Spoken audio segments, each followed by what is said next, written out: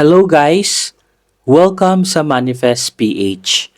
Sa bidyong ito, tuturuan ko po kayo ng isang powerful na pampaswerte na gagawin po natin ngayon pong paparating na first quarter moon, July 21, 2026. Kung saan ilalagay nyo lamang po ito sa bigas at mag-a-attract po ito ng sunod-sunod na swerte at pera papunta po sa inyo. Tapusin nyo lamang ang bidyong ito hanggang sa dulo para malaman nyo kung paano po ito gawin.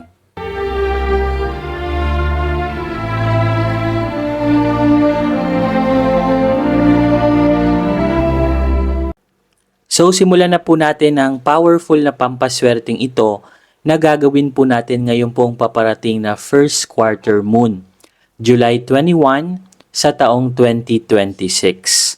At gagawa po tayo guys ng powerful money magnet ritual gamit ang pampaswerte pong ito. At bakit nga ba first quarter moon po natin gagawin? Ang first quarter moon po guys ay sumisimbolo po ito ng pagbukas ng mga bagong opportunity. At ito po yung best time para gumawa po tayo ng pampaswerte na ilalagay po natin sa ating bigas. So ang kailangan nyo lamang pong i-ready dito is isang maliit na mangkok. Pwede po kayong gumamit ng babasagin na mangkok or plastic na mangkok. And mas maganda guys na color white na mangkok ang ating gagamitin. Ang white or puting kulay is sumisimbolo po ito ng purity. Ang ibig sabihin lamang po niyan guys is pinapalinaw po nito yung intention po natin na isisend po natin sa pampaswerteng ito. So I highly advise na puting mangkok or tasa ang inyong gagamitin. And then magre-ready lamang kayo ng isang pirasong dahon ng laurel. So ang laurel guys is a very powerful money magnet po ito. Since mag-a-attract tayo ng swerte, ang gagamitin natin is dahon ng laurel. Tumatawag kasi ito guys ng swerte, lalong-lalo na kapag gagawin nyo siyang pampaswerte. At gagamit din po tayo dito ng green na marker. Ang green naman po is sumisimbolize po ito ng pag-attract po natin ng kaperahan. So meron po akong isusulat dito sa dahon ng laurel na ito na very powerful mantra na ima-manifest po natin ngayong first quarter moon. At ang bigas naman po guys, sumisimbolo naman po ito ng pag-attract po natin ng kasaganaan sa pagkain. So ano nga ba itong mantrang ito na isusulat ko sa laurel? So ang isusulat nyo po dito guys is yung amount of money na gusto nyo pong i-manifest. So let's say may gusto po kayong i-manifest na amount of money. For example lamang po ito. So, ang amount of money gusto kong i-manifest is 10,000 pesos. So, isulat nyo po dito yung 10,000 pesos. So, yan guys. And then, kapag nasulat nyo na po ito, isusulat na po natin yung very powerful mantra. So, ang tawag ko po dito is Fehu sign. Ang Fehu sign po, ang ibig sabihin po nito ay sumisimbolo po ito ng abundance of wealth at kasaganaan sa pananalapi. So, yan po yung ina-attract natin. So, isusulat ko po dito yung Fehu sign.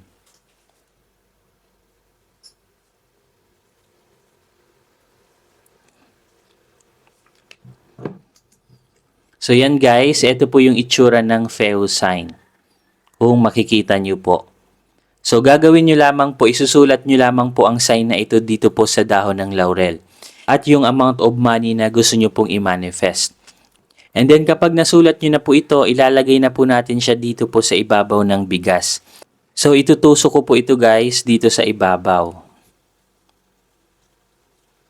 So yan guys, napakasimple lamang po nito but very powerful po talaga kapag ginawa nyo po ito. And then nilalagyan ko pa po ito ng powerful prayer blessings. So pwede nyo po itong i-display sa loob ng inyong bahay. Kung meron kayong altar, pwede nyo i-display sa inyong altar. Kung meron naman po kayong negosyo, i-display nyo lamang po ito sa southeast corner ng inyong business. Ganon din po sa bahay, dapat nasa southeast corner po ito. Let's say ilalagay nyo sa inyong sala or sa inyong altar, dapat ang inyong altar is nasa southeast corner. And then hahawakan po natin ito guys ng ating dalawang kamay. And then, hihingi po tayo ng divine prayer blessing sa ating Ama sa Langit. So, ipipikit po natin ang ating mga mata. Ama namin sa langit, hinihiling ko po sa inyo na palakasin niyo po ang pampaswerteng gagawin ko pong ito na ilalagay ko po sa aking bahay at sa aking negosyo na mag-a-attract po ng kasaganaan sa pagkain, kasaganaan sa pananalapi, at ma-manifest ko po ang amount of money na gusto ko pong i-manifest. Inaalay ko na po lahat sa inyo, Panginoon, sa pangalan ni Jesucristo. Amen. So, ganun lamang guys yung prayer blessings na gagawin natin. And then, pwede nyo na po itong ipwesto sa inyong negosyo or sa inyong bahay.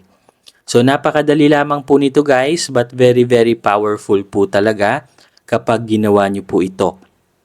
At magugulat na lamang po kayo sa mga good news at mga blessings na darating po sa inyo kapag ginawa nyo po ito. At huwag nyo pong kalimutan na kailangan pa rin po natin sabayan ito ng 100% na paniniwala. Dahil kapag 100% po kayong naniniwala, mas mabilis pong mag-manifest ang mga pampaswerte. At sa mga viewers po natin dyan na 100% pong naniniwala sa ganitong klase mga pampaswerte, type yes to affirm. So hanggang dito na lamang guys at magkita-kita po ulit tayo sa ating mga susunod na video. Don't forget to subscribe sa Manifest PH at i-hit nyo na rin po ang notification bell para lagi po kayong updated sa mga bago po nating uploads. Hanggang dito na lamang po. Maraming salamat. Kayo ba'y laging minamalas? Dati naman kayong sinuwerte sa buhay. Ngunit pagdating sa kalagitnaan is parang nauudlot ito. Ano yung problema? Ginawa nyo na ang lahat. Nagsipag kayo, ginawa nyo na lahat ng diskarte, pero wala pa ring nangyayari. Marahil na biktima ka na po ng evil eye, sumpa, at inggit. Malakas po yan guys magbigay ng kamalasan. Lalong-lalo na kapag napapalibutan ka po ng inggitero at inggitera. Marami ka na ring pampaswerteng ginamit sa buhay. Lahat ng mga prayers ay ginawa mo na, pero wala pa rin itong epekto. Marahil biktima ka rin ng tinatawag na kulam. Kaya pong tanggalin lahat yan ng ating very, very powerful Revuelta Talisman. So ito po guys yung itsura ng ating Revuelta Talisman. Very, very powerful crystals po ito na galing pa po ng Brazil. At hindi lang po ito basta-basta crystals dahil original at authentic crystals po talaga ito.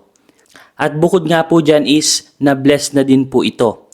At hindi po basta-basta blessings ang na-transmit sa crystals na ito. Dahil ginamitan po ito ng energy transmission. Galing po sa enerhiya ng ating Divine Creator. Kung saan lahat ng mga negative energy, evil eye, inggit, barang, palipad hangin at kulam ay kayang tanggalin ito. At kahit mismo mga evil spirit, negative entities ay takot sa crystals na ito. Kinakat at pinuputol din po nito ang lahat ng trauma sa ating nakalipas.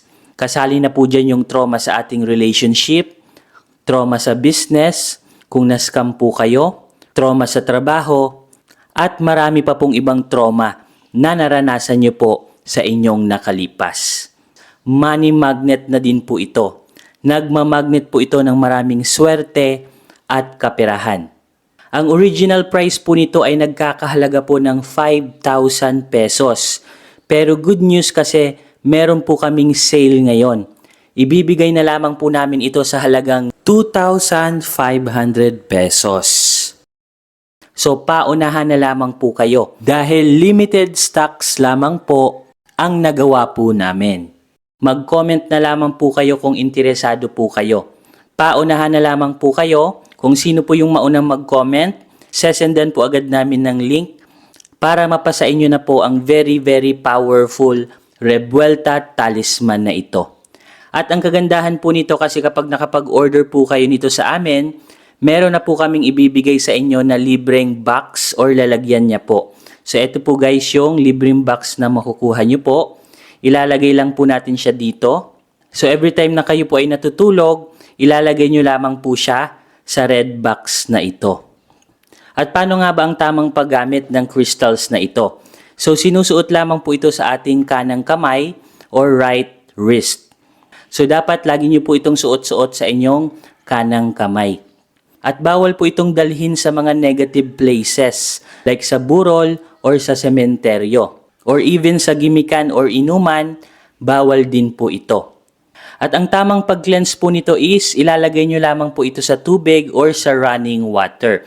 So paunahan na lamang po kayo guys dahil limited stock lamang po ang aming very very powerful Revuelta Talisman. So hanggang dito na lamang guys at magkita-kita po ulit tayo sa ating mga susunod na video.